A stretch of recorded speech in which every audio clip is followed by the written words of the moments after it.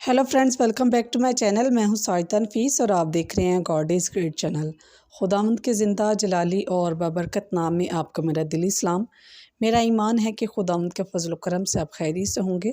सो आज की वीडियो में हम सीखेंगे 38 साल के बीमार का मौजज़ा। सो वीडियो के एंड तक ज़रूर देखिएगा और अगर आपको मेरी वीडियो अच्छी लगे तो लाइक और सब्सक्राइब ज़रूर कीजिएगा ताकि आपको मेरी नेक्स्ट आने वाली वीडियो सबसे पहले मिल सके और आप अपने ईमान को खुदावंद पर और ज़्यादा मजबूत और पुख्ता कर सकें।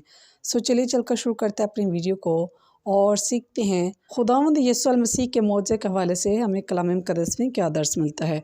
बाप और बेटी और रूह कुद्दस के नाम में आमीन। मुक़द्दस यूहन्ना की इंजील उसका 5 बाब 1 आयत से लेकर 9 आयत तक। बाद यहूदियों की ईद थी और यीशु यरूशलेम को गया और यरूशलेम में भीड़। दरवाज़े के पास एक हौज़ है जो इब्रानी में बज़ाता कहलाता है, जिसके 5 बरामदे हैं।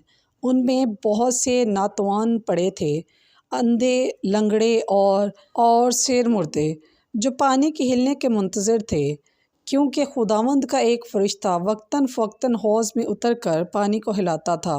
और जो कोई पानी के हिलने के बाद हौज़ में पहले उतरता, ख्वाह कैसी भी बीमारी होती, वो उससे शफा पाता। और वहाँ एक शख्स था जो 38 बरस से बीमार था। यीशु ने जब उसे पड़ा देखा और जाना कि बड़ी मुद्दत से इस हालत में है, तो उससे कहा कि क्या तू तंदुरुस्त होना चाहता है?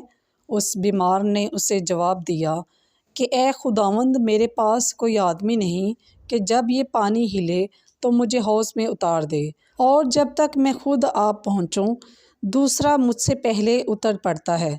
यीशु ने उससे कहा, उठ और अपना खटोला उठाकर चला जा। फिलफौर वो शख्स तंदुरुस्त हो गया और अपना खटोला उठाकर चला गया। और वो दिन सबत का था। बस पाकलाम के पढ़े और सुने जाने पर खुदावंद की ख़ास बरकत हो। खुदावंद का शुक्र हो।